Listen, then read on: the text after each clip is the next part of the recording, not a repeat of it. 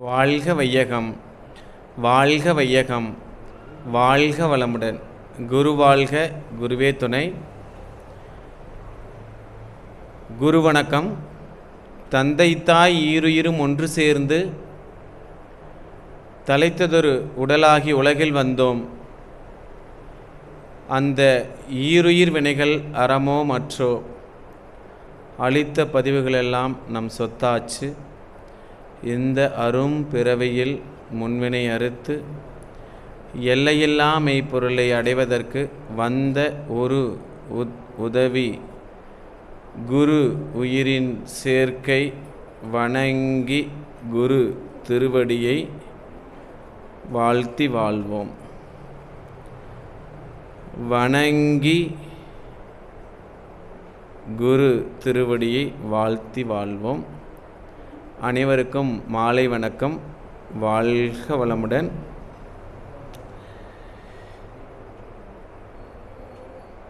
மனவளக்கலை பயிற்சிகளை சிறப்பாக எடுத்துக்கொண்டு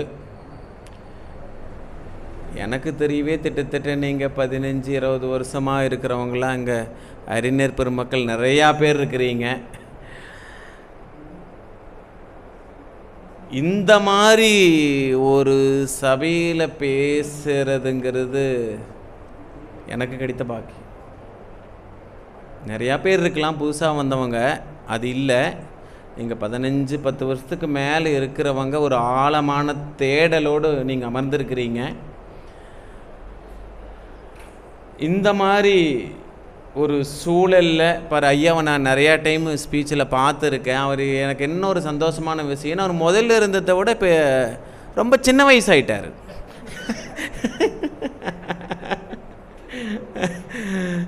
இங்கே செங்கரைப்பாளையம், ஈரோடு அறிவித்திருக்கோயில் இப்போ பார்த்தா அவர் ஹாப்பியாக இருக்குது இல்லைங்க. ஏற்கனவே அவர் பார்த்து 1 வருஷம் இருக்கலாம், அது 6 மாதம் இருக்கலாம். ஆனால் முதல் இருந்த விட வயசிச்சு குறைஞ்சிருச்சு, அவருக்கு இளமையாகிட்டார். பயிற்சி என்ன பண்ணுங்கிறதுக்கு இப்போ இதுதானே எவிடன்ஸ். உங்களுக்கு பயிற்சி என்ன பண்ணும்னா இளமையாக்கும். இப்போ உடல் இளமையை நான் வெளிப்படையாக சொல்லிட்டேன். நீங்களாம் மனசெலவில் இளமையாக இருக்கிறீங்க, நீங்கள் வெளியில் காட்ட முடியாது. ஆனால் ஹாப்பியாக இருக்கிறீங்கல்ல, இதை விட வேறு என்ன வேணும்னு நினைக்கிறீங்க? அப்படி ஒரு கேள்வி கேட்டுட்டு நீங்கள் சினிமா பாட்டில் வர வீடு வரை உறவு, வீதி வரை மனைவி, காடு வரை பிள்ளை, கடைசி வரை யாரோ, அந்த மாதிரி சினிமா ஆங்கிளில் சிந்திக்கிறதுக்கு நாம் கூடலை. ஒரு சின்ன வார்த்தையை மட்டும் இடையில் சேர்த்துறேன். கடைசி வரை யாரோ, கடைசி வரை யார் துணை? ஒரு துணை இல்லாமல் நம்ம வாழ பாருங்க. நம்ம இல்லறத்தில் இருக்கிறோம், அதுக்குன்னு ஒரு துணை வந்தாதானே நம்ம வாழ்க்கையை சிறப்பாக வாழ முடியுது. இது யார் துணை, எதுக்கு துணை அப்படின்னா, நாம் இல்லறத்தை வாழ்கிறதுக்கு வாழ்க்கை துணைன்னு ஒன்று நமக்கு வேணும். இது நமக்கு தெளிவாக புரியுது. இப்போ இங்கே கேள்வி என்ன அப்படின்னா, பிறவியின் நோக்கம் என்ன? மனித பிறப்பின் நோக்கம் என்ன அப்படின்னா, இறைவனை அடைதல், இறைநிலை உணர்வு பெறுதல், அறிவில் முழுமை பெறுதல், எப்படி வேணாலும் நம்ம வச்சுக்கிறோம். இந்த இறைநிலை உணர்வு பெறும் வரை எனக்கு யார் துணை? என் கூட யார் வருவா? இது தெரிஞ்சுக்கணுமா வேண்டாமா? தெரிஞ்சுக்கணும் தானே. சரி, இதுதான் இந்த கேள்வியை மையமாக வச்சுக்கிட்டு நம்ம சிந்திப்போம். என்ன வருதோ வரட்டும், பெண்ண கேள்வி புரிஞ்சிருச்சிங்களா? சரி, இப்போ நாம் எங்கே அமர்ந்திருக்கிறோம்? உதயநகர் தவ மையத்தில் அமர்ந்திருக்கிறோம். இது இந்த வினாடியில் இருக்கக்கூடிய ஒரு உண்மை. இது நமக்கு புரியுது. பிறப்பில் நாம் எங்கே இருக்கிறோம்? எத்தனை பிறவி தாண்டி வந்திருக்கிறோம் தெரியல, பார்த்தீங்களா? இப்போ இது சிந்திக்கணுமா வேண்டாமா? சிந்திக்கணும். அப்போது இதைத்தான் திருமூலர் என்ன சொல்கிறார் அப்படின்னா, வினைக்கடல். எது? வினைக்கடல். திருமூலரோட அந்த கவிதை உங்கள் எல்லாத்துக்கும் நீங்கள் கேள்விப்பட்டிருப்பீங்கன்னு நான் நினைக்கிறேன். திளைக்கும் வினைக்கடல் தீர்விரு தோணி, இளைப்பினை நீக்கும் இருவழி உண்டு. இளைப்பினை நீக்கும் இருவழி உண்டு. கிளைக்கும் தனக்கும் அக்கேடில் புகழோன் தவம் அறமே துணையாமே. தவம் இதில் பார்த்தீங்கன்னா சப்ஜெக்ட் பேசுகிற மாதிரியே உங்களுக்கு தெரியாது, வேறு எங்கேயோ பேசுகிற மாதிரி இருக்கும். அதில் இருக்கிற ஒரு வார்த்தைக்கு எக்ஸ்பிளைன் பண்ணுனா சப்ஜெக்ட் ஓவர். ஒரு கவிதைக்கு உங்களுக்கு விளக்கம் தெரியும். இன்னைக்கு என்ன தெரியும்? ஒரே ஒரு கவிதைக்கு உங்களுக்கு விளக்கம் தெரியும். சரி, இப்போ திளைத்தல் அப்படின்னு என்ன? ஃபர்ஸ்ட் வார்த்தை திளைக்கும் வினைக்கடல். திளைத்தல் சந்தோஷமான மனநிலையிலே இருக்கிறதுனாலே நீங்க உங்களை மாதிரி திங்க் பண்றீங்க.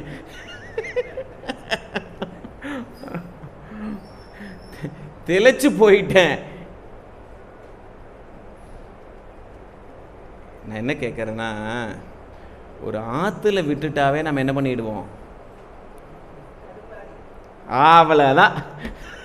ஒரு ஆற்றுல கொண்டு போய் நம்மளை விட்டுட்டாவே தடுமாறிடுவோம். அது சாதாரண கிடையாது, வினை கடல்ல கொண்டு வந்து சிக்க வச்சிருக்காரு கடவுள் இல்லையா? இப்போ எங்கே இருக்கிறோம்?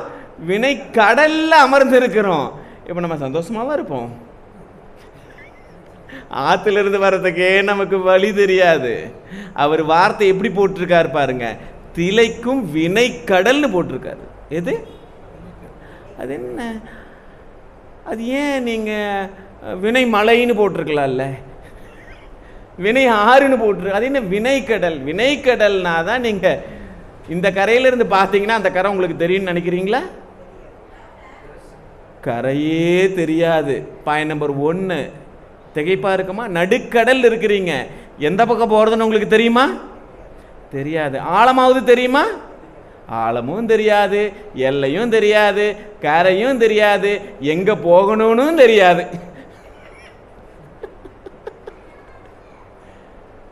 ஏன் வினைக்கடல்னு போட்டார்னு உங்களுக்கு புரியுதுங்களா? அப்போ ஒரு ஆன்மாவோட நிலைமை இதுதான். நாம் அப்படித்தான் இருக்கிறோம். நீங்க நல்லா சிந்திங்க, கரெக்டா இல்லையா? வினைக்கடல்ல இருக்கிறோம். இப்போ எங்க போறதுன்னு தெரியல ஸ்டார்டிங்ல. இப்போ நம்ம மன்ற பயிற்சி எடுத்துட்டோம் மகரிஷிட்ட. நோக்கம் என்ன? இந்த கடலை கடந்து போகணும். என்ன பண்ணணும்? கடலை கடந்து. நான் என்ன கேட்குறேன்னா, இப்போ நீங்கள் ஆற்றுல இந்த கரையிலேருந்து அந்த கரைக்கு போகணும். என்ன வேணும்?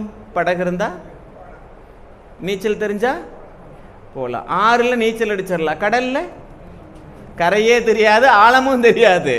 எவ்வளோ நேரம் நீங்கள் நீச்சல் அடிப்பீங்க? அப்போ ஒரு துணை வேணுமா வேண்டாமா? அது ஒரு துணையா, 2 துணையா, 3 துணையா, 4 துணையா, இல்லை 5 துணையா அப்படிங்கிறதா கேள்வி. இப்போ சார் ஒன்றை வச்சுட்டே சமாளிக்க முடியல, 2 துணையை நான் எப்படி ஹேண்டில் பண்ணுறதுங்கிற ஒரு கேள்வியும் வருது. ஆனால் இதுக்கு பதில் தெரிஞ்சிச்சுன்னு வச்சுக்கோங்களேன், நீங்கள் கடைசியில் ஹாப்பியாகிடுவீங்க.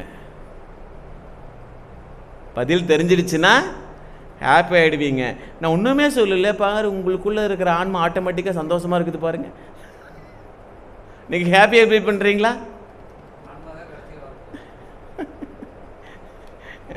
சரி, அப்போ திளைக்கும் அப்படின்னா என்னன்னா, எங்கே போகிறதுன்னு தெரியாமல் தட்டு தடுமாறி அதே சுழற்சியில் நின்று ஆடிட்டே இருக்கிறது. ஏன்னா 2 இருக்கிற வரைக்கும் பிரச்சனை தான். பிறப்புன்னு ஒன்று இருந்தா, இன்பம்னு ஒன்று இருந்தா, உயர்வுன்னு ஒன்று இருந்தா. இப்போ நம்ம வாழ்க்கையில் இன்பம் துன்பம், பிறப்பு இறப்பு, உயர்வு தாழ்வு, இருள் ஒளி மாறி மாறி வந்துக்கிட்டே இருக்கா? ஒன்று இன்பத்தில் இருக்கிறோம், கொஞ்ச நாள் கழித்து துன்பப்படுறோம், மறுபடியும் என்ன பண்ணுறோம்? மறுபடியும் இன்பத்துக்கு போகிறோம், மறுபடியும் துன்பத்துக்கு போகிறோம். இப்போ இது ஒரு சுழற்சி இல்லையா உங்களுக்கு? இந்த சுழற்சியிலேயே சிக்கி தவிச்சிட்டு இருக்கிறோமா? ஒரு அமைதி நிலைக்கு வந்துட்டுமானா நம்ம மன்றன்பர்கள் இப்போ ஒரு அமைதி நிலையை நம்ம அனுபவிச்சிட்டோம். இன்னொரு ஸ்டேட் இருக்குது பேரானந்தம். இன்னொன்று என்ன இருக்குது? பேரானந்தம், முழுமை பேர் இருக்குது, பேரின்பம்னு இருக்குது. இப்போது பெரும்பாலான மக்கள் இதில் இருக்கிறாங்கன்னா இன்னும் இன்ப துன்பத்திலேயே சிக்கி சுழண்டுட்டு இருக்கிறாங்களே தவிர இன்னும் அமைதிக்கு வரவே இல்லை. அவங்க எப்படி பேரானந்தத்தை அனுபவிக்க முடியும்? தெளித்தல்னா புரியுதா? அமைதிக்கே வர முடியாமல் இன்பத்திலையும் துன்பத்திலையும் சிக்கி சின்னாபின்னமாயிட்டே இருக்கிறோம். இதுக்கு எவிடன்ஸ் என்னங்க சார்? பார், 5 நிமிஷத்தில் கோபம் வருது, அதுக்கடுத்த 5 நிமிஷத்தில் கவலை வருது. ஆனால் கேட்டால் நம்ம அமைதியும்போம். இல்லை மாறுறமான்னு நீங்கள் பாருங்கள். இப்போ ஹாப்பியாக இருக்கிறீங்க, கேட்டை தாண்டிட்டு என்ன ஆகுன்னு எனக்கு தெரியாது. ஆமாம் கரெக்டு அப்படின்னு தோணும். கேட்டுக்கு வெளியில் போயிட்டா இதெல்லாம் முடியாது. இங்கே முடிவு பண்ணுறதும் நீங்கள் தான், வெளியில் போனால் முடியாதுன்னு சொல்கிறதும் நீங்கள் தான். அப்போ இதுக்கு இடையில் சிக்கி தடுமாறிட்டு இருக்கிறோமா இல்லையா? இதுக்கு பேர் தெளித்தல். புரியுதுங்களா? அதையும் செய்ய முடியாமல் இதையும் செய்ய முடியாமல் எக்ஸசைஸும் பண்ண முடியாமல் கோயிலுக்கும் போக முடியாமல் தியானமும் பண்ண முடியாமல் கடைசியில் என்ன பண்ணுறதும் தெரியாமல் அங்கே ஒரு கால் இங்கே ஒரு கால், அதை எடுக்கலாமா இதை எடுக்கலாமான்னு கடைசி வரைக்கும் நம்மளோட மனநிலை இப்படியே தானே இருக்குது. கரெக்டாக? பெருத்தலைத்தல் வினைக்கடல். புரிஞ்சிடுச்சு உங்களுக்கு? கரை தெரியாது, ஆழம் தெரியாது, ஆனால் அதில் ரகசியம் இருக்குது. சொல்லட்டுங்களா? மகரிஷியோட வாழ்க்கை வரலாறு நீங்கள் படிச்சிருந்தீங்கன்னா தெரியும். அவரோட நண்பர் கடலில் இறங்கிடுவார். கொஞ்ச நேரத்தில் என்ன ஆகிடுவார்? 2 பேரும் குளிக்க போவாங்க கடற்கரைக்கு. அவர் ஆழத்துக்கு போய் 2 பேரும் போவாங்க. இவர் கொஞ்ச நேரத்தில் எந்திரிச்சு வந்துடுவார். இவர் 5 நிமிஷம் பார்ப்பார், வரல. நண்பர் என்ன ஆகிடுவார்? கடலில். மகரிஷியோட வாழ்க்கையில் என்ன மிக சோகமான காட்சியாக அதை எழுதுவார். நீங்கள் படிச்சிங்கன்னா தெரியும். இதில் கடலுக்கு போனவங்களுக்கு அதோட ரகசியம் தெரியும். கடல் அலை என்ன பண்ணுன்னா உள்ள இழுக்கும். என்ன பண்ணும்? இப்போ ஏன் நம்ம மீண்டு வெளியில் வர முடியறதில்லையே உங்களுக்கு புரியுதுங்களா? அது கடல். அதையே உள்ள நம்மளை இழுத்து இழுத்து உள்ளே கொண்டே சிக்க வைக்கிறதுக்கே முயற்சி பண்ணோம்.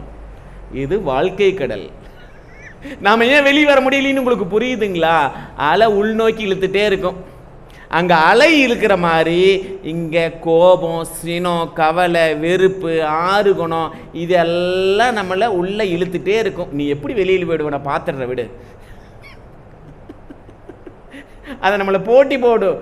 நீ என்ன கரை ஏறிடுவியா? எப்படி என்ன மீறி ஏறிடுவியா? ஒரு கை பார்த்துடுற. நாமளும் என்ன பண்ணுறோம்? என்னால் முடியாது. ஒரு கட்டத்துக்கு மேலே நம்ம முடியாதுங்கிற கான்செப்டுக்கு வந்துடுறோம். இதுக்கா பயிற்சி? முடியாதுன்னு சொல்கிறதுக்கா பயிற்சி? இல்லை, முடியாதுன்னு சொல்கிறதுக்கு பயிற்சி இல்லை. முடியறதுக்கு என்ன பண்ணுறது? அடுத்த வார்த்தைக்கு கவனிங்க. தீர்வுறு தோணி. இப்போ நீங்கள் ஹாஸ்பிட்டலுக்கு போகிறீங்க, டாக்டர் மருந்து கொடுக்குறாரு, நீங்கள் சரியாயிடுமான்னு கேட்குறீங்க. சரியானாலும் ஆகலாம். அந்த மருந்து வாங்குவீங்களா? சரியாகலாம், ஆப்ரேஷன் பண்ணால் உயிர் தப்பலாம் அப்படி சொன்னால் அந்த டாக்டரை நம்புவீங்களா? சார் பண்ணுங்க சார், கன்ஃபார்மாக சரியாயிடும், இதை நம்புவீங்களா? இளைப்பினை நீக்க சொல்லல அவரு, நீக்கும் தீர்வு உண்டு. கண்டிப்பா முடிவு தீர்வு. ஏன் வேற வார்த்தை நீங்க ஃபிட் பண்ணி பார்த்தீங்கன்னா செட் ஆகாது. போக்கும்னு சொன்னா என்னன்னா தற்காலிகம். உடல் நோயை போக்கும் அப்படின்னா இப்போதைக்கு போக்கும். மறுபடியும் 5 வருஷம் கழிச்சு அது தமிழ் நீங்க நல்லா படிக்கணும், அட்லீஸ்ட் காதில் கேட்கணும். அது தமிழுக்கு உண்டானது, அதோட வைப்ரேஷனே வேறு, பாசிட்டிவ் ஒரு வைப்ரேஷனை நம்மளை க்ரியேட் பண்ணி விட்டுரும். படிக்க ஹாப்பியாக இருந்துச்சு, தலைப்பு போட்டாச்சு, என்னடா பேச போகிறேன் அப்படின்னு சொல்லிட்டு இந்த திருமந்திரத்தை எடுத்து படிக்கும்போதும் நம்மளோட உள்ளத்துக்குள்ளே அவ்வளோ ஹாப்பி. ஏன்னா நம்ம தியானம் பண்ணுறதுனால மற்றவங்களுக்கு புரியாத ரகசியமெல்லாம் நமக்கு புரியுதுங்க. ஏன்னா இதில் என்ன சயின்ஸ்னா, மகரிஷியோட வேவ் லென்த்து திருமூலோட வேவ் லென்த்துக்கும் நாம் போகிறதுனால அது புரியுது. புரியுதுங்களா? இப்போ யார் புக்கு படிக்கணும்? தியானம் பண்ணுறவங்க தான் புக்கு படிக்கணும். நிறைய பேர் இது புரியறதே இல்லை. தியானம் பண்ணாதவங்க புக்கு படித்தா தெரியாது. ஒருவேளை புத்தகம் உங்களால் படிக்க முடியலைன்னா சொற்பொழிவு கேட்கணும். புத்தகம் படிக்க முடியலைன்னா சிந்தனை விருந்து கண்டிப்பாக கேட்கணும். பெரும்பாலான மக்களுக்கு இது புரியறதே இல்லை. இந்த சிந்தனை விருந்து சொற்பொழிவு என்ன பண்ணும் அப்படின்னு கேட்டால் உங்களுக்கு பதில் ஆல்ரெடி தெரியும். இருந்தாலும் இந்த நேரத்தில் பொருத்தமாக இருக்கும் அப்படிங்கிறதுக்காக ஒரு 2 நிமிஷம் அந்த ஒரு கதையை சொல்லிட்டு நான் உள்ளே போகிறேன். ஒரு எஜமான் இருக்கார், ஜமீன்தார். ஒரு படிப்பு அறிவில்லாத, பள்ளிக்கு செல்லாத, கல்வி அறிவில்லாத ஒரு அம்மா, ஒரு பாட்டி, ஒரு 50 வயசுக்கு மேற்பட்ட ஒரு பாட்டி அம்மா லீவு போட்டுடுறாங்க. அடுத்த நாள் கண்டிப்பாக கேட்பாங்க தானே, எங்கம்மா போன, ஏன் நீ நேற்று வரல? அந்த அம்மா ஒரு பதில் சொல்கிறாங்க. பக்கத்து கோயிலில் கும்பாபிஷேகம் நடந்துச்சு, சொற்பொழிவு பண்ணினாங்க, அதனால் அதை கேட்க போயிட்டேன். என்ன சொற்பொழிவு? திருவாசகம், மகாபாரதம், ராமாயணம், இதை பற்றியெல்லாம் பேசுனாங்க, திருக்குறள் பற்றியெல்லாம் பேசுனாங்க. அவர் உடனே அடுத்த கேள்வி கேட்குறார். அவர் பேசுனதை ஏதாவது சொல்லு, எப்படி இருந்ததுன்னு கேட்குறாரு. அந்த அம்மா ஒரே ஒரு பதில் சொல்லுது, நல்லா இருந்துச்சு. என்ன சொல்றது? நல்லா இருந்துச்சுன்னு தான் பதில் சொல்ல முடியுதே தவிர என்ன சொல்லுச்சுன்னு சொல்ல முடியல. ஏம்மா, நாங்கள் இவ்வளோ படிச்சிருக்கிறோம், எங்களுக்கே அது புரியல. அவரோட பதில் பாருங்க. ஸ்கூல் காலேஜ் படிச்சிருக்கிறோம், திருவாசகம், திருக்குறள், திருமந்திரம் நாங்கள் எத்தனையோ கேட்டிருக்கிறோம், பார்க்குறோம், படிக்கிறோம், எங்களுக்கே இது புரியல. நீ பாட்டுக்கு லீவ் போட்டு புரியவே புரியாத நீ போயிட்டு பார்த்தியா, உனக்கு பிரயோஜனமே கிடையாது பார்த்தியா, சொல்லவே தெரியல பார்த்தியா. அந்த அம்மா ஒரு செக்கு வைக்குது. அந்த ஓனர்கிட்ட, பக்கத்தில் இருக்கிற பணியாள்கிட்ட சொல்லி, நான் சொல்கிறத மட்டும் கொஞ்சம் நீங்கள் செய்ய சொல்லுங்க. கட்டாந்தரம் உங்களுக்கு தெரியும், ஆடு மாடெல்லாம் வளர்த்துவாங்க இல்லையா, சாணம் அள்ளுறதுக்கு ஒரு கூடை வச்சுருக்காங்க. பக்கத்தில் நீர்நிலை இருக்குது இல்லையா, இந்த கூடையை எடுத்துகிட்டு போய் அதில் தண்ணி எடுத்துகிட்டு வர சொல்லுங்க. நீங்கள் எந்த கேள்வியும் கேட்காம இதை செய்ய சொல்லணும், அவ்வளோதான். போகிறாரு, எடுக்கிறாரு, கொஞ்ச நேரத்தில் தண்ணி ஊற்றிடுது, கொண்டு வராரு. அது தண்ணி இருக்குமா? சாணமல்ற கொடியில் தண்ணி நிற்குமா? நிற்காது. இன்னும் 2 டைம் போக சொல்லுங்க. மறுபடி போகிறாரு, அல்றாரு, கொஞ்ச நேரத்தில் வந்துடுறாரு, தண்ணி நிற்கல. 5வது டைம் முடிவு பண்ணிட்டார், அம்மா நீ இதையே செய்ய சொல்கிற, இதில் என்ன இருக்குது, நிற்காதுன்னு உனக்கு தெரியாதான், ஏன் அதை மறுபடியும் செய்ய சொல்கிற? அந்த அம்மா சொல்கிறது தான் பதில். முதல்ல அந்த கூடை எப்படி இருந்துச்சு? சாணப்பி அழுக்கா இருந்துச்சுல்ல. இப்போ என்னாச்சு? சுத்தமாயிடுச்சுல்ல. கூடையில் தண்ணி நிற்கிதாங்கிற இல்லையாங்கிறது முக்கியம் இல்லை, ஆனால் கூடை சுத்தமாயிடுச்சு தெரியுமா? புரிஞ்சிச்சோ புரியலையோ அதை பற்றி எனக்கு கவலையே இல்லை, நான் ஹாப்பியாக இருக்கிறேன். என்னோடய ஆன்மா உள்ள மனசு சுத்தமாயிடுச்சு, லேசாயிடுச்சு. இவ்வளோதான் பதில். கேட்கலாமா கூடாதா? சொற்பொழிவு கேட்ட என்ன நடக்கும்னு புரிஞ்சுக்கிட்டீங்களா? உள்ளமே ஆன்மாவே சுத்தமாகுது. இந்த வாய்ப்பை விட்டுட்டு வெளியில் நிகழ்ச்சிகளை நீங்கள் ஆராய்ச்சி பண்ணினீங்கன்னா அழுக்காகுமா சுத்தமாகுமாங்கிற கேள்வியோடு நான் நிறுத்திடுறேன்.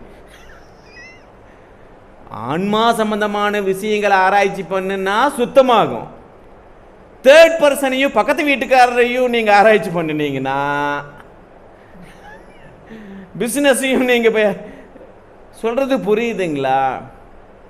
அப்போ நீங்கள் ஆன்மீக ரகசியங்களை சிந்திக்க வேண்டும். அப்புறம் சொல்ல வர்றது என்னென்னா, எதை படிக்கணும், எதை கேட்கணுன்னா படிக்கணும். பொதுவாக சொல்லிட்டு போகிறதில்ல. வேதாத்திரி மகரிஷியை படிங்க, திருக்குறளை படிங்க, திருமந்திரத்தை படிங்க, பாரதியாரை படிங்க. இது மாதிரி நிறையா சொல்லலாம். ஏன் இத்தனை சொல்கிறேன்னா, இத்தனையும் படிக்க வேண்டிய அவசியம் இல்லை.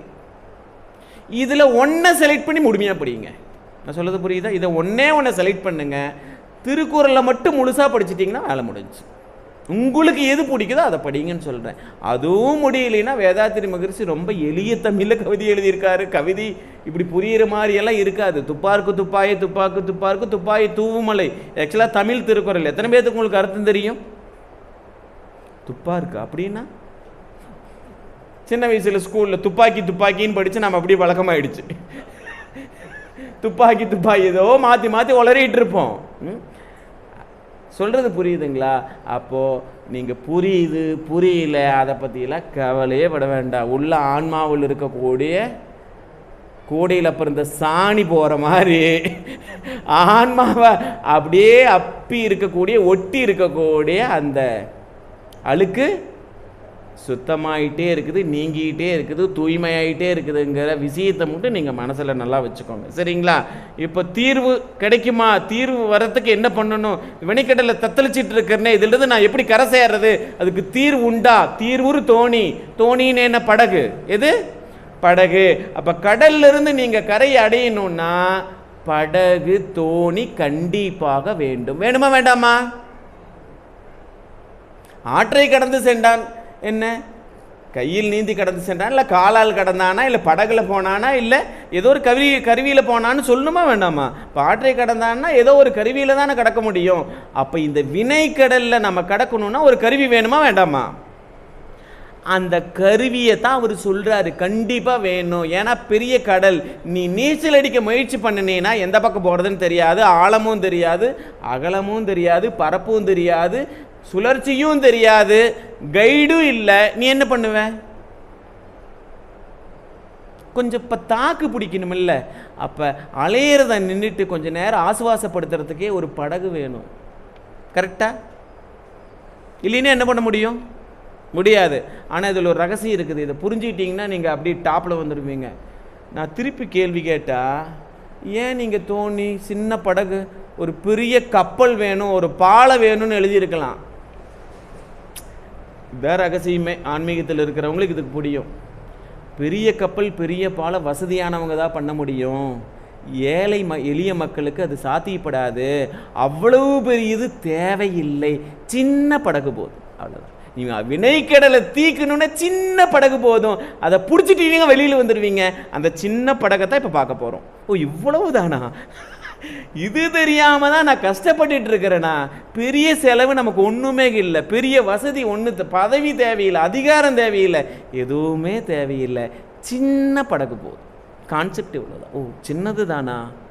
ரொம்ப சின்னது போதும். ரொம்ப சின்னது தானா? அது கூட தேவையில்லை, அதை விட சின்னது போதுங்கிறது கடைசியில் புரியும். நீ மைண்டு ஹாப்பியாக போகணும் வெளியில். தீர்வுறு தோணி பாருங்க, திளைக்கும் வினைக்கடல் தீர்விரு தோணி, இளைப்பினை நீக்கும் இருவழி உண்டு. நீக்க இருவழி உண்டுன்னு சொல்லல அவரு. நீக்கனா டவுட்டு, நீக்குமா? நீக்கும். இளைப்பினை நீக்கும் இருவழி உண்டு. அதான் அந்த இம்மை விட்டுட்டீங்கன்னா பிரச்சனை. இளைப்பு, இளைப்புனா நீங்க உடம்பு இழைப்பு புரியுது, அவர் அதை சொல்லல. இழைச்சி போயிட்டான், குண்டாயிட்டான் அப்படி சொல்லல. அவரு சொல்றது ஆன்மை இழைப்ப சொல்றாரு. இப்போ நம்ம மன்றத்தில் இருக்கிறதுனால இப்படி சொல்கிறேன், புரிஞ்சுக்கோங்க, நீங்கள் புரிஞ்சுக்குவீங்க. இப்போது நம்ம ஆன்மா இருக்கு, ஆசை, கோபம், கவலை, எண்ணம், சொல், செயல் இத்தனையும் நம்ம செயல் பண்ணியிருக்கிறோம். இதில் பதிவு இருக்குமா இருக்காதா? இருக்கும். பதிவு எச்சா இருக்கிறதுனால ஆன்மாவை போட்டு அழுத்திட்டு இருக்குது. இப்போ ஆன்மை அழைச்சி போச்சு. உடல் எழுப்பு புரிஞ்சு நீங்க ஆன்மை எழுப்பு புரியுதா இப்போ உங்களுக்கு? இப்போ இந்த ஃபோன் இருக்கு, ஒரு 10 ஆப் வச்சிருந்தீங்கன்னா நல்லா ஸ்பீடாக ஒர்க் ஆகும். 200 ஆப் வச்சிருந்தீங்கன்னா ஹேங் ஆகிடும். ஐயா வண்டியை எடுத்துட்டு அழைச்சிட்டு வர்றதுக்கு பஸ் ஸ்டாண்டு வந்தார். கூட்டிகிட்டு வர அழைச்சிட்டு வர ஒரே ஒரு வேலையை மட்டும் வச்சுருந்தாருன்னா டக்குன்னு வந்துடுவார்.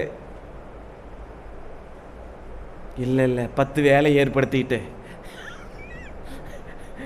ஒரு கடையில் இருக்கும்போது 4 ஃபோன் வரும். இப்போ எங்கே போகிறதுன்னு தடுமாற்றம் வருமா வராதா? இது நமக்கு புரியுது. இத்தனை பதிவுகள் இருக்கிறதுனால ஆன்மா எதை செய்யறது, எதை விடுறது, எது நல்லது, எது கெட்டது, எதை உடனே செய்யணும், எதை அப்புறமா செய்யணும், இத்தனை கேள்வியில் புலம்பிட்டு அது கம்முன்னு அப்படியே அலைஞ்சிட்டு இழைச்சி போயிருக்கு. இது புரியுதா உங்களுக்கு? எதை பண்ணுறது, எதை விடுறது. நம்ம வீட்டில் ஒரு 3 பேர் இருந்தாவே யாருக்கு கல்யாணம் ஃபஸ்ட்டு பண்ணணுங்கிற அறிவு நமக்கு கிடையாது. சாதாரண லைஃப் பிரச்சனையை சொல்கிறேன். ஒரு 2 பேர் 3 பேர் இருந்தாவே இதுக்கே நமக்கு தெரியாது. இது வினை கடல். இது இவ்வளோ விஷயங்கள் இருக்கிறப்ப இது தடுமாறாதா? இழைச்சி போகுமா போகாதா? இழைப்புங்கிறது உடல் அல்ல, மனச்சோர்வு. எது? என்ன பண்ணுறதுன்னு தெரியாமல் சோர்வடைந்து இருக்குது. இதை நீக்கணும். நீக்கும் இருவழி. கன்ஃபார்மாக நீக்கும். அந்த வழி என்ன? அடுத்த லைனில் பாருங்க. கிளைக்கும் தனக்கும் அக்கேடில் புகழோன். கிளைக்கும் தனக்கும் அக்கேடில் புகழோன் அப்படின்னா கிளையினாவே பாருங்க. நான் ஒரு கேள்வி கேட்குறேன், நீங்கள் நல்ல பதில் சொல்லுங்க. இப்போ கிளையினர்கள்னா என்ன? உறவினர்கள். அது புரியுதா? ஒரே மரத்திலிருந்து வந்ததுக்கு பேர் தான் கிளை. நீங்கள் ஒன்றை கொண்டே ஒட்ட வச்சிங்கன்னா அதுக்கு பேர் அது சொல்கிறார் பாருங்க. அந்த வார்த்தைக்கு அர்த்தத்தை பாருங்க. ஒன்றிலிருந்தே வந்தால் தான் அதுக்கு பேர் கிளை. கிளைக்குமா? கிளைக்கும். அவர் ரகசியத்தை சொல்கிறாரு. நீ வெளியிலிருந்து எதுவும் தேட வேண்டியதில்லை, உள்ளிருந்தே கிளைக்கிறதுக்கான வழியை பாரு. புரியுதுங்களா? வெளியிலிருந்து கிளைன்னு ஒன்று தேவையில்லையா. இந்த உயிருக்குள்ளேயே, இந்த ஆன்மாவுக்குள்ளேயே இறை உணர்வு, இறை ரகசியம், இறை அறிவு இருக்குதான். இது அடங்கி இருக்குதான். அப்படி கிளைச்சு வெளியில வர அளவுக்கு அதை பண்ணிட்டீங்கன்னா ஆட்டோமேட்டிக்காக சரியா போடுங்கிறாரு. ஈஸியா இருக்குது இல்ல? வெளியிலிருந்து ஒட்ட வச்சா அதுக்கு பேர் கிளை கிடையாது. உள்ள இருந்து வரதுக்கு பேர் தானே கிளை. அதே மரத்திலிருந்து வரதுக்கு பேர் தானே கிளை. பாரு, கிளைக்கும் தனக்கும். அது நமக்கு மட்டும் இல்லை, அது மட்டும் வந்துடுச்சுன்னா நமக்கு, சமுதாயத்துக்கு, எல்லாத்துக்கும் பயனாக இருக்காது. உனக்கு மட்டும் ஒளியாக இருக்காது, சமுதாயத்துக்கே பயனாக இருக்கும். அக்கேடில் புகழோன்னு சொல்கிறார் பாருங்க. அக்கேடில் புகழோன். இது என்ன அக்கேடில் புகழோன்னா என்னன்னு நம்ம நல்லா சிந்திச்சு பார்த்தோம்னா, கேடுன்னா என்ன? துன்பம். இல்லாத. புகழோன். புகழோன்னா எங்க புரியலையே இறைவன் வச்சுக்கோங்க. ஆதினாலும் சரி, பரம்பொருளும் சாரி, உண்மை பொருள்னாலும் சரி, புகழோன்னு சாரி, ஏதோ ஒரு பேருக்கு உங்களுக்கு அர்த்தம் தெரியலைன்னா பெரும்பாலும் ஆன்மீக பாட்டில் அப்படி நீங்கள் வச்சு பாருங்க, புரியறதுக்காக சொல்கிறேன். பாருங்க, அந்த வார்த்தையோட ரகசியத்தை பாருங்க. இறைவனுக்கும் நமக்கு என்ன வித்தியாசம்னு அந்த திருமூலர் அந்த கவிதையில் சொல்கிறார். நமக்கு புகழ் வருது இல்லைங்களா, நம்ம 4 பேர்த்துக்கு உதவி பண்ணுறோம் அல்லது வேறு எதுவும் பண்ணுறோம், நமக்கு புகழ் வருது இல்லையா, இது நீடிக்குமா, நிலைத்திருக்குமா, சில காலத்தில் போகுமா போகாதா?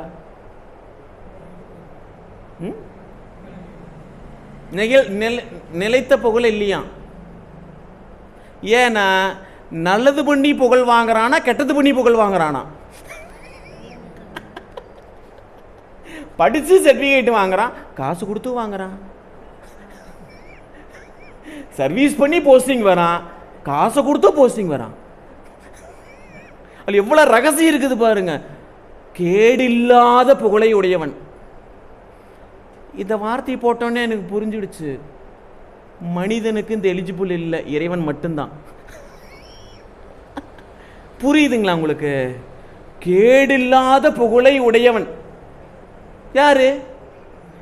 நாமெல்லாம். அது மாற்றி சொல்லி பாருங்களேன், ரொம்ப சிரிப்பா இருக்கும். கேடுடைய புகழை உடையவர்கள்.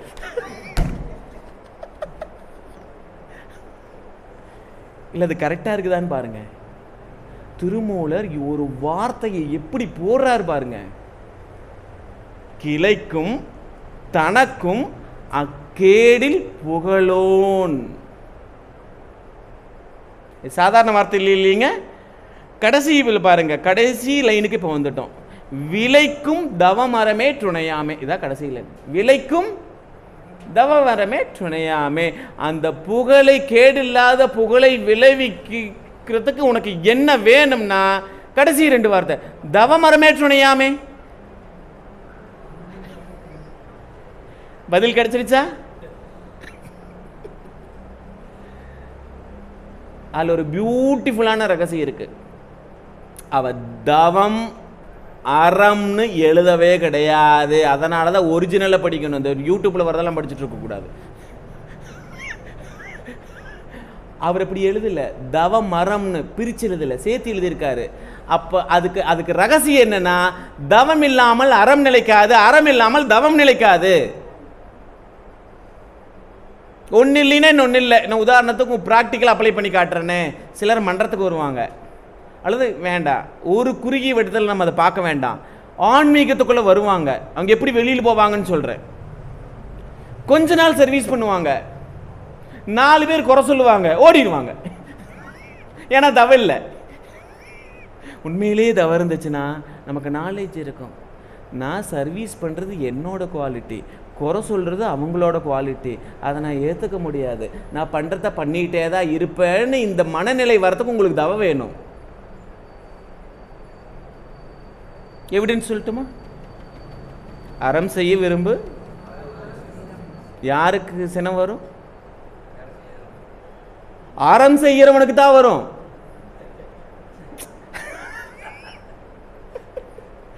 ஏன்னா அதை குறை சொல்றதுக்கு 10 பேர் இருப்பான்.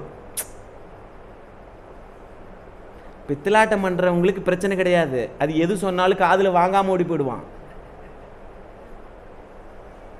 8 மணிக்கு எந்திரிக்கிறது, பொய் பேசுறது, நம்பிக்கை ஞானம் இல்லாமல் தொழில் பண்றவன் நீ என்ன சொன்னீங்கன்னாலும் கேட்க மாட்டான். அவன் பணத்தை வாங்கிட்டு போயிட்டே இருப்பான். யாருக்கு கோவம் வரும்? கரெக்டா இருக்கிறவங்கள ஒரு சொல்லிட்டீங்கன்னா கோவம் வருமா வராதா? இப்ப என்ன ரகசியமே உங்களுக்கு புரியல பார்த்தீங்களா? சினம் தவிர்த்தல் யாருக்குன்னா கரெக்டா இருக்கிறவங்களுக்கு. ரகசியம் என்னன்னா, டே நீ கரெக்டா, மகரிஷி சொல்ற சூட்சுமத்தை சொல்றேன், நீ கரெக்டா இருக்கிற, உனக்கு தான் கோவம் வரும், நீ தான் ரொம்ப நாளைக்கு இருக்கணும், சீக்கிரம் போயிடாத. ஆன்மீக பயிற்சி யாருக்குன்னு புரியுதுங்களா உங்களுக்கு? சின்னத்தவித்தல் யாருக்கு? அவையாரோட ஸ்டேட்மெண்ட் படி சொன்னா அறம் செய்பவர்களுக்கு. யாருக்கு? சாப்பாடு போடுவீங்க, இட்லி சரியில்லை, ஊத்தப்பம் சரியில்லைட்டு போவான். இல்ல நான் இங்க சொல்லல, பொதுவா கோயில்ல போடுற அன்னதானத்தை குறை சொல்றவங்க எத்தனை பேரு? இவங்க நாக்குல புண்ணா இருக்கும், காரண்ட் போவான். சுகர் இவங்களுக்கு இருக்கும், சர்க்கரை போட்டான்ட்டு போயிடுவோம். இடுப்பு வலி இவங்களுக்கு இருக்கும், கார் சரியில்லைன்ட்டு போயிடுவான். மூட்டு வலி இவங்களுக்கு இருக்கும், வீடு சரியில்லைன்ட்டு போயிடுவான். கீழே படுத்தேன், இடுப்பு வலி வந்துருச்சு, மூட்டு வலி வந்துருச்சு. பென்ஸ் கார் இருக்கும், ஆனா பேக் பெயின் இருக்கும். டைல்ஸ் போட்ட வீடு இருக்கும், ஆனா மூட்டு வலி இருக்கும். ஸ்வீட் இருக்கும், நெல்லையிலால ஸ்வீட் இருக்கும், காசு மணி அடுக்கி இருக்கும், ஆனா சுகர் இருக்கும். இதிலிருந்து வெளியில வரத்துக்கு வழி என்னன்னு தான் ரகசியம் சொல்ல போறேன். இருக்குதுன்னு சொல்றதுக்கு நான் எதுக்கு வரேன்? இதை என்ஜாய் பண்ணி இருக்கிறமே, இது எதுக்கு நம்ம பண்ணிட்டு இருக்கிறோம்? இல்ல, இது எல்லாத்திலிருந்து விடுதலை ஆகணும். என்ன பண்ணணும்? தீர்வு. அது அந்த வார்த்தை தான் சரி. விடுதலை ஆயிடணும். நீங்க என்ன பண்ணிடணும்? விடுதலை ஆயிடணும். இப்போ நான் எப்படி இது இப்போ விடுதலைன்னா உங்களுக்கு புரியுதான்னு எனக்கு தெரியல, இருந்தாலும் சொல்றேன். இப்போ மனசுல ஸ்பார்க் ஆகுது. இப்போ தப்பு பண்ணிட்டான்னு வச்சுக்கோங்களேன், ஜெயிலில் போய் அடைச்சிடுறாங்க. ஒரு குறிப்பிட்ட பீரியடில் அவங்க விடுதலை பண்ணுறாங்க. இது உங்களுக்கு புரியுதா? அடைச்சி வச்சிடுறாங்களே, சிறை தெரியுது, கைதி தெரியுது, தவறு பண்ணுறான், அவனை அடைக்கிறாங்க, இது நமக்கு புரியுது. நான் ஒன்று சொல்லட்டுமா? நாமளே நம்ம தலையில் மண்ணவாரி போட்டிட்டு நாமளே நான் விட்டு வரமாட்டேன்னு சிறைப்பட்டுக்கிறோம். நான் சொல்றது உங்களுக்கு புரியுதா? இதுல இருந்து விடுதலை ஆகணுமா ஆகக்கூடாதா? அந்த ஜெயில் உங்களுக்கு புரியுது, இந்த ஜெயில் புரியல. ஏன்னா நாமளே ஒரு வட்டத்தை போட்டு நாமளே சிறைப்பட்டிருக்கிறோம். இப்போ நம்மளை யாரும் மீட்ட முடியும்? யாரும் மீட்ட முடியாது. நாமளே தான் மீட்டணும். ஏன்னா அடைச்சது யாரு? நாம தான். வேறவங்க அடைச்சிருந்தா அதிலிருந்து அவங்கள ரிலீஸ் பண்ண சொல்லலாம். இப்போ உள்ள போய் சிக்கிட்டு நாமளே உள்தாப்பால போட்டிட்டு என்ன வெளியே விடல, என்ன வெளியே விடலைன்னா இது எவ்வளவு பெரிய காமெடியா இருக்கு. ஆனா சொல்றதுக்கு உங்களுக்கு நகைச்சுவையே காமெடியா தெரியும். உண்மை அதுதானே, கரெக்டு தானே? இப்ப நாமளா சிக்கிட்டோமா இல்லை யாராவது நம்மளை சிக்க வச்சிருக்காங்களா? நாம தான் இந்த பிறவியில சிக்கி இருக்கிறோம். வேதாத்திரிய மகரிஷி வந்ததுக்கு அப்புறமும் இந்த ஜெயிலிருந்து ரிலீஸ் ஆகிறதுக்கு தான் சிந்தனை வருது. புரியுதுங்களா? பாருங்க, விலைக்கும் தவம் அறம். அது அந்த வார்த்தை தவம் அறம்னு அவர் போடவே கிடையாது. ஒரே வார்த்தையா அப்படி சேர்த்து தவமரம், அவ்வளவுதான். அது பிரிச்சு எழுதக்கூடாதான். ஏன்னா பிரிச்சு எழுதுனா என்ன அர்த்தம்னா, அது இருந்தா கூட போகுது, இது இருந்தா கூட போகுதுன்னு அர்த்தமா. எவ்வளவு ரகசியத்தில் இருக்குது பாருங்க. மேற்றுணையாமின்னு போடுறாரு. அதுக்கு என்ன அர்த்தம்னா, நான் கேள்வி கேட்டேன், சிறந்த துணைன்னு போட வேண்டியது தானே. இப்படி கேள்வி கேட்டாதான் உங்களுக்கு புரியும். 10 பேர் இருக்கிறாங்க, ஒன் ஆஃப் த பெஸ்ட்னா 10 பேரில் ஒருத்தர் சிறந்தவன்னு அர்த்தம். மேற்றுணைனா இதை விட துணை கிடையாதுன்னு அர்த்தம். புரியுதா? சிறந்த துணை, உயர்ந்த துணைன்னு போட்டா நிறைய இருக்குது, அதுல ஒண்ணு. இவர் தமிழ் வார்த்தை எப்படி கையாண்டு இருக்கிறார் பாருங்க. மேற்றுணை, மேல் துணைனா அதுக்கு மேல துணை உனக்கு கிடையாது, இதுக்கு மேல ஒண்ணு உலகத்துல இல்லவும் இல்லை, இதை விட சிறந்த துணை இல்லவே இல்லை, இது மட்டும்தான் அர்த்தம். அந்த 2 துணை எப்படி கடைசி வரைக்கும் வருதுன்னு இப்ப பார்த்துருவோம். புரியுதுங்களா? இப்ப நாம எங்க சிக்கி இருக்கிறோம்? வினைக்கடலுக்குள்ள சிக்கி இருக்கிறோம். எங்க போகணும்? கரை ஏறணும். பிறவி பயனை நீங்கணுங்கிறது ஆன்மீக வார்த்தை. உண்மையை சொல்லணும்னா கரை ஏறணும். கரை ஏறணும்னா ஒரு படகு வேணும். படகு வேணும், படகு நமக்கு வேணும், இல்லைன்னா கரையை கடக்க முடியாது. அதுக்கு நமக்கு அந்த படகு மாதிரி உதவுறதுக்கு ஒரு வழிகாட்டியும் வேணுமா வேண்டாமா? ஏன்னா இருக்கிறது நடுக்கடல்ல, எங்க போறதுன்னு தெரியாது. சிக்கி ஏற்கனவே தவிச்சு இழைச்சு போய் கலப்பா இருக்கிறோம். தன்னை ஆசுவாசப்படுத்தி, ஒருவேளை கைடு இல்லைன்னு வச்சுக்கோங்களேன், குரு இல்லைன்னா இதுதான் வழின்னு சொல்லிட்டு ஒரு சுத்திட்டு மறுபடியும் அதே இடத்துக்கு வந்துருவோம். இதுதான் சரியான வழின்னு சொல்லிட்டு அங்க 4 சுத்திட்டு மறுபடியும் அதே இடத்துக்கு வந்துடுவோம். கரை கண்ட ஒருத்தர் தேவையா இல்லையா? கரெக்டா? நீங்க அப்ப இந்த ஸ்டேட்மெண்ட்ல அவர் குருங்கிற வார்த்தையை பயன்படுத்தவே கிடையாது. ஆனா குரு தேவையை உணர்த்தி இருக்கிறார். சொல்றது புரியுதுங்களா? நீ மறைமுகமா பார்த்தீங்கன்னா படகு யார் செலுத்துவா? ஒரு நகைச்சுவை கதை சொல்லுவாங்க, இது பாருங்க, நீங்க வேடிக்கையா இருக்கும். ஒருத்தர் வெளியிலிருந்து ஒருத்தர் வராரு. ஆற்றுல அந்த கரையை தாண்டி விடணும், அவர் அந்த ஊருக்கு போகணும். படகுல ஏறிட்டாரு. அவருக்கு படகு ஓட்டி படகு மட்டும்தான் ஓட்ட தெரியும், வேற எதுவும் தெரியாது, படிப்பறிவு இல்லை. வந்தவர் கேள்வி கேட்குறாரு. அவருக்கு என்னன்னா ராமாயணம் தெரியும், திருக்குறள் தெரியும், நல்லா நிறையா தெரியும். அவரை கேட்குறாரு, உனக்கு இதெல்லாம் தெரியுமா, திருக்குறள் தெரியுமா, ராமாயணம் தெரியுமா, எல்லாம் கேட்டுக்கிட்டே வராரு. அவர் இல்லை சாமி, எனக்கெல்லாம் ஒன்றும் தெரியாது, எனக்கு ஒன்றும் தெரியாது, எனக்கு இது ஒரு தொழில் தான் தெரியும், நான் வரவங்களை அந்த பக்கம் கொண்டு போய் விடுவேன், அந்த பக்கம் வரவங்களை இந்த பக்கம் கொண்டு வந்து விடுவேன், இதுதான் எனக்கு தெரியும், ராமாயணம் மகாபாரதம்லாம் தெரியாது அப்படிங்கிற சார். அவர் கேட்குறாரு, இதெல்லாம் தெரியாமல் ஒரு மனுஷன் வாழலாமா? ஒரு 5 நிமிஷத்தில் வெள்ளம் வந்துருச்சு. அவர் நீச்சல் தெரியுமான்னு கேட்குறாரு.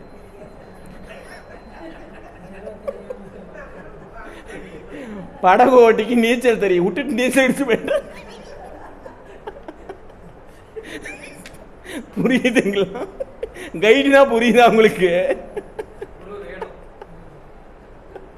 அப்புறம் இல்லைண்ணா நடாத்துல நின்றுட்டு எனக்கு ராமாயணம் தெரியும், மகாபாரதம் தெரியும் நீங்கண்ணா,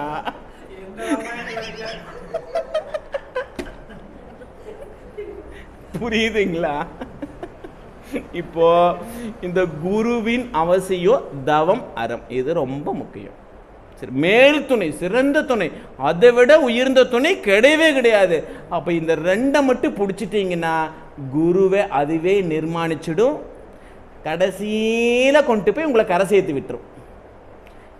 இப்போ இதை லைஃபோட அப்ளை பண்ணி பார்க்கலாமா?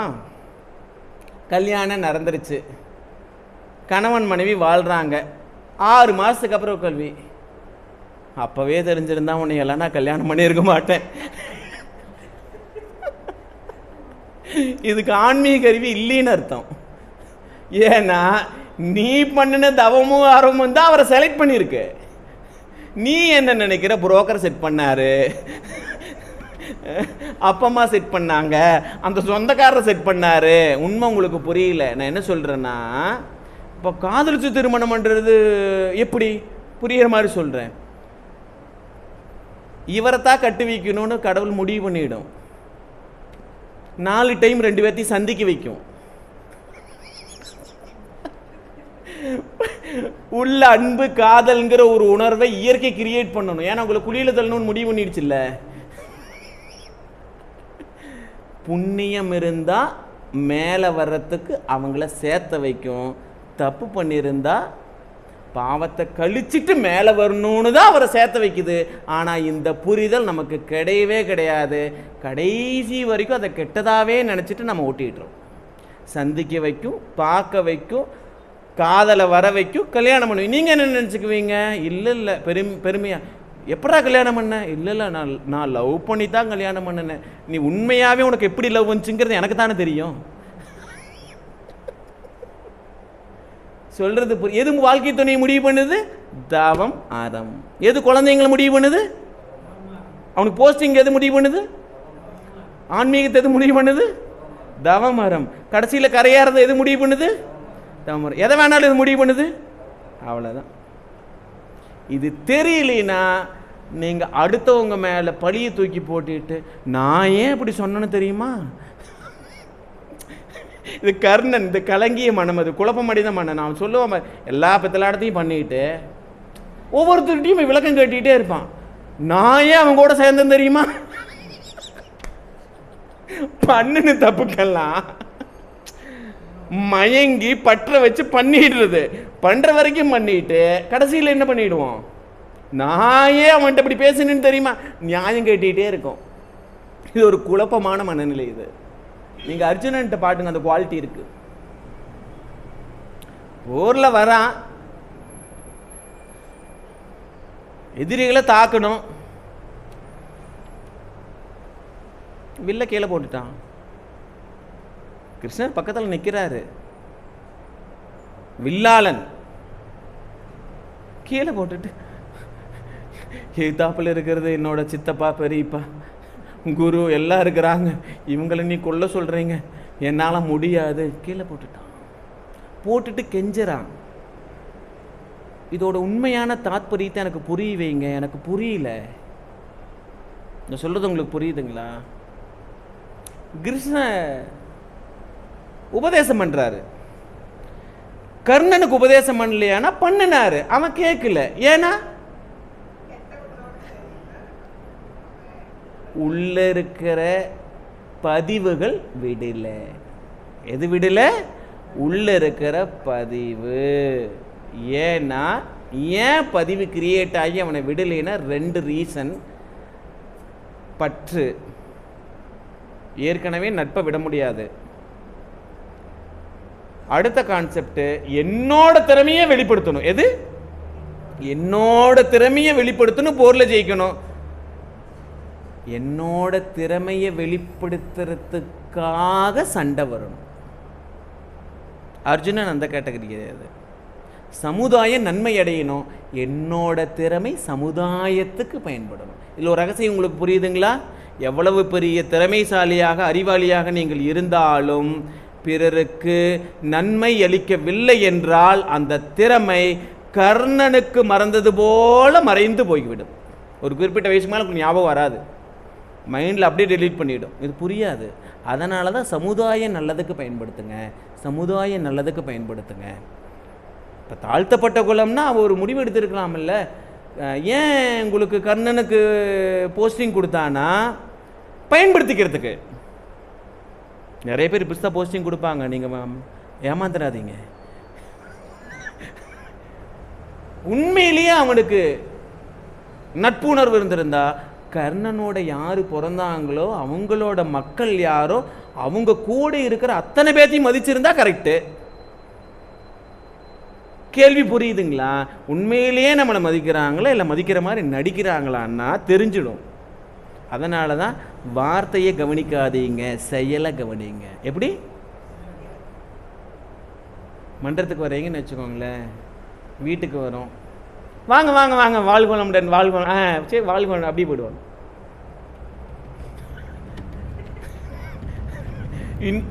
அடுத்த ஆப்போசிட்டில் சொல்கிறேன், இன்னொருத்தர் என்ன பண்ணுறாரு, வாழ்கோளம்னு சொல்லலை, வாங்க சேர் போட்டு உட்கார வச்சு தண்ணி கொடுக்குறாரு.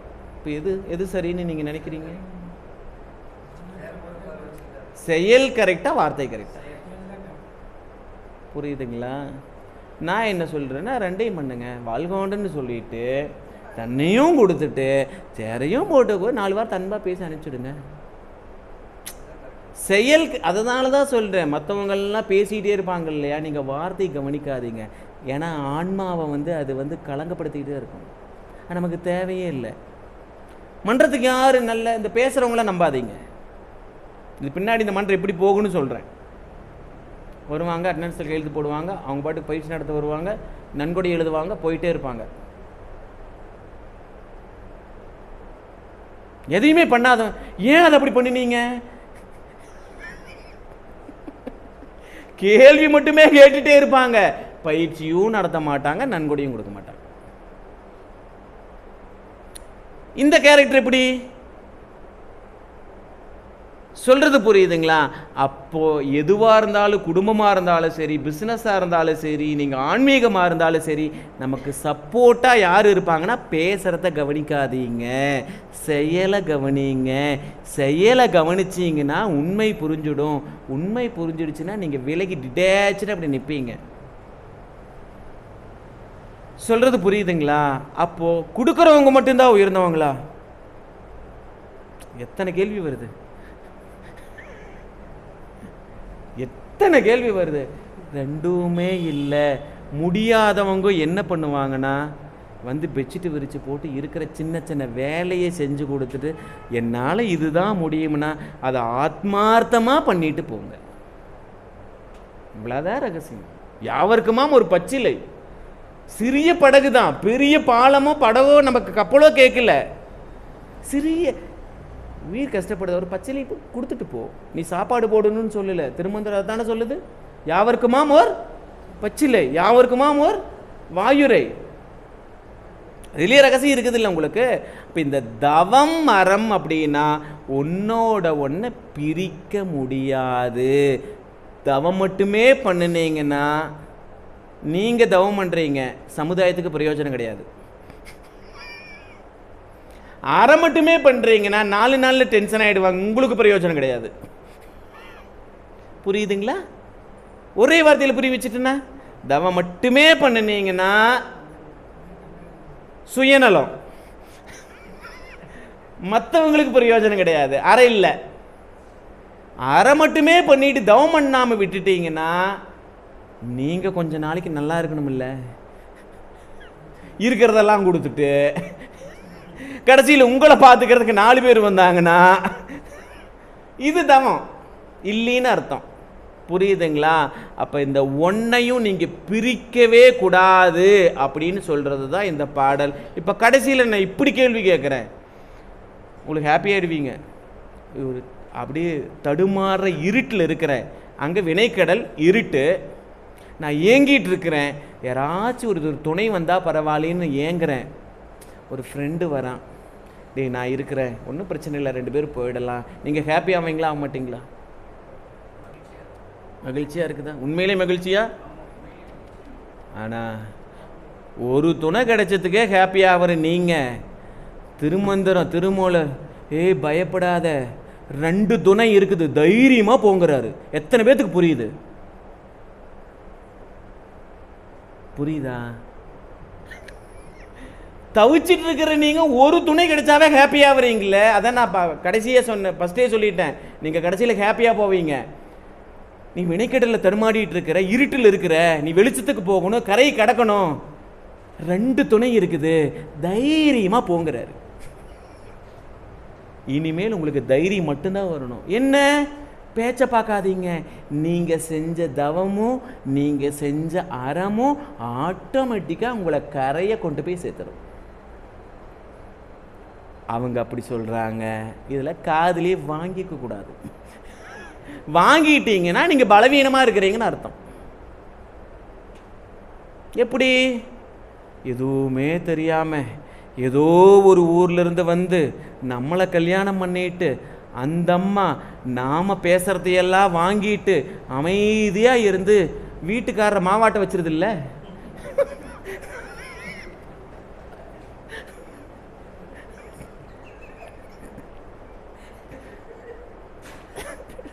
கரெக்டான பாரு.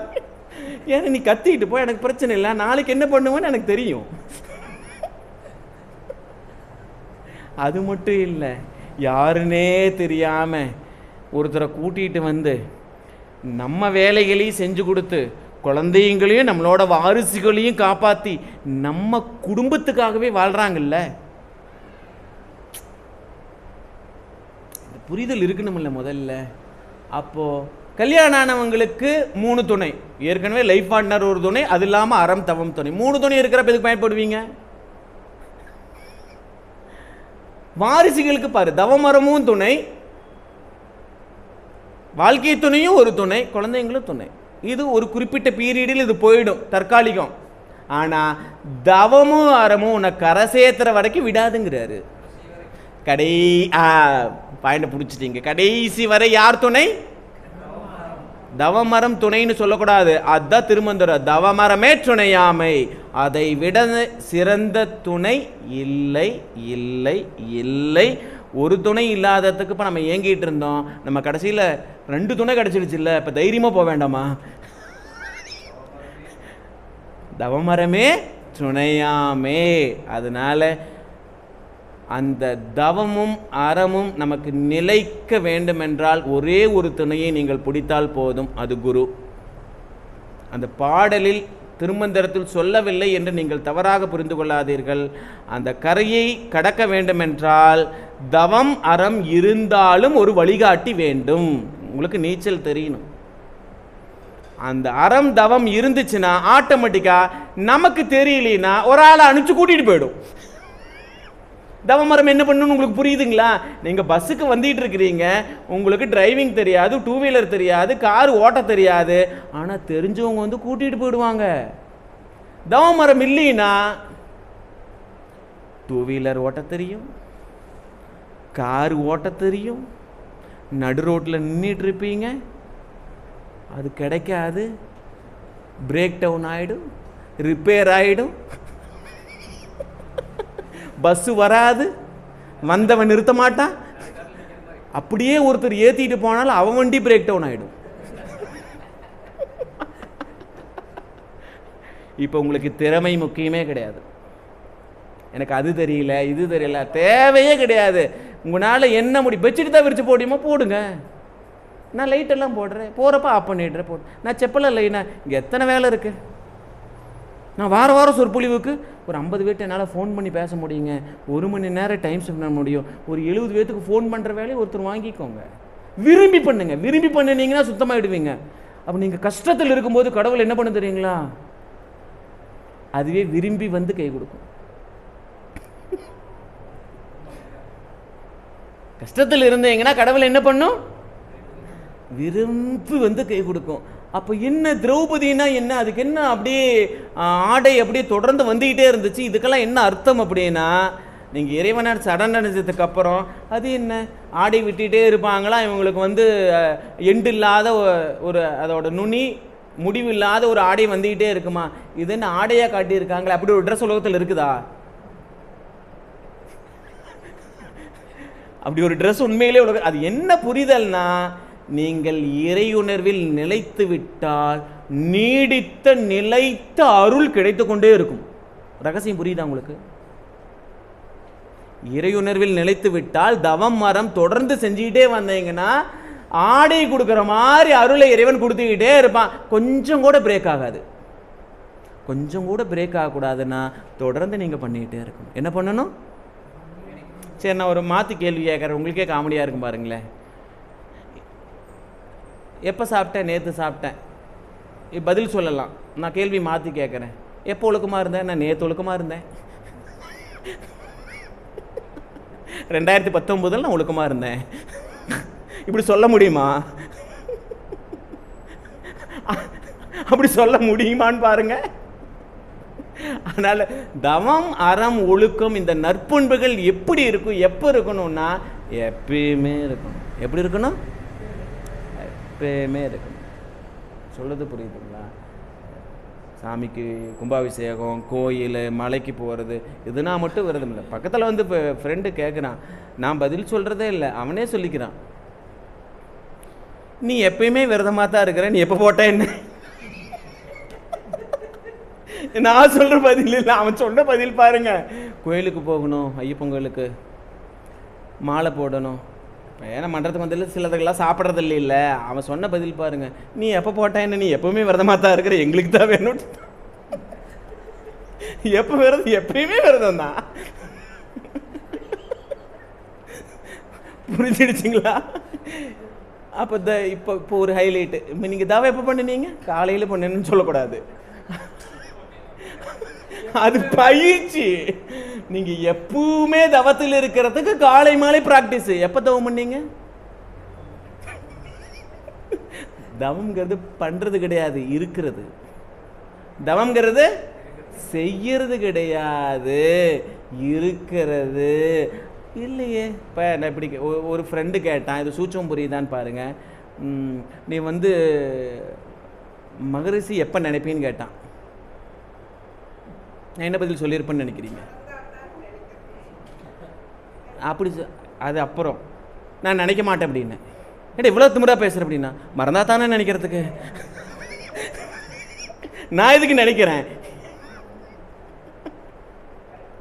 கரெக்டுங்களா? இது மாதிரி நீங்கள் எப்போ ஆரம்பம் பண்ணுவீங்க? அடுத்த மாதம் பண்ணுவேன். ஐயோ அப்படி இல்லை. எப்போ சார் எப்பவுமே கொடுத்துக்கிட்டே இருக்க முடியுமா? நல்லா புரிஞ்சுக்கோங்க, முடிஞ்சத்தை கொடுங்க. இது மட்டும்தான் அறமானா இல்லை, கொடுக்காம இருக்கிறது அறம். என்ன சார் வித்தியாசமா சொல்றீங்க? துன்பம் கொடுக்காம இருந்தீங்கன்னா அறம்.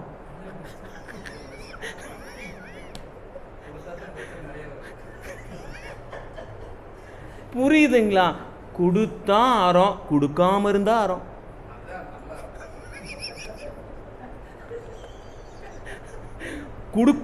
கொடுக்க முடியாத நேரத்தில் கொடுக்காம இருங்க. புரியுதா? பொருளையோ வேற ஒரு அன்பளிப்போ உங்களால கொடுக்க முடியலனா துன்பம் கொடுக்காமல் இருங்கள், அது மிகச்சிறந்த அறம். மகாபாரதம் சாதாரண விஷயம் இல்லைங்க. இந்த பக்கம் 5 புலன்கள் பாண்டவர்கள், அந்த பக்கம் 100 கௌரவர்கள், 100 இச்சைகள், ஆசைகள்.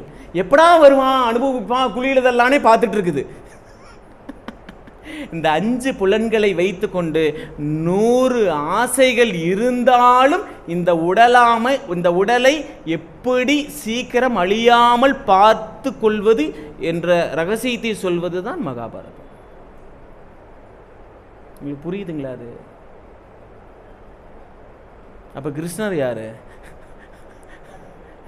அர்ஜுனர் யாரு, கர்ணன் யாரு, துரோணாச்சாரியாரு, கிருபாச்சாரியாரு, பீஷ்மாச்சாரியாரு, நிறைய கேள்வி வரும். ஒன்றும் கிடையாது. பாருங்க, பீஷ்மாச்சாரியாரு, துரோணாச்சாரியாரு, இன்னொருத்தர் இருக்கிற யாரு, பீஷ்மர் இருக்கிறாரு, துரோணர் இருக்காரு, கிருபாச்சாரியார். ஞான நிலையில் இருக்கக்கூடிய குரு. ரகசியத்தை பாருங்க. இதை கேட்டுட்டோம்னா நமக்கே ஒரு மாதிரி இருக்கும். சங்கடம் நடக்குது, துகில் உரிக்கிறாங்க, இயல்பான வாழ்க்கையும் வாழ்கிறாங்க. அவங்க குருவாகவும் ஆசிரியராகவும் இருந்து கலையும் போதிக்கிறாங்க. அது சொல்கிற தெளிவை பாருங்க. வயசாயிடுச்சுங்கிறதுக்காக அறம் பக்கம் நிற்க மாட்டாங்க. ஆசை இருக்குமா, அதனால தான் கௌரவ பக்கம் நின்னாங்க. புரியுதா உங்களுக்கு? புரியுதா உங்களுக்கு? உண்மையிலேயே ஞான நிலையில மூத்தவங்க, வயசுல பெரியவங்க. வயசுல பெரிய இவ்வளவு ஞான நிலையை வச்சுக்கிட்டு யார் பக்கம் இருந்தாங்க? கௌரவர் பக்கம் தான் இருந்தாங்க. அதுக்கு என்ன அடையாளமா? வயசாயிடுச்சுங்கிறதுக்காக ஆசை போயிடும் நினைச்சிடாத. அந்த ஆசை ஒன்றை விடாது.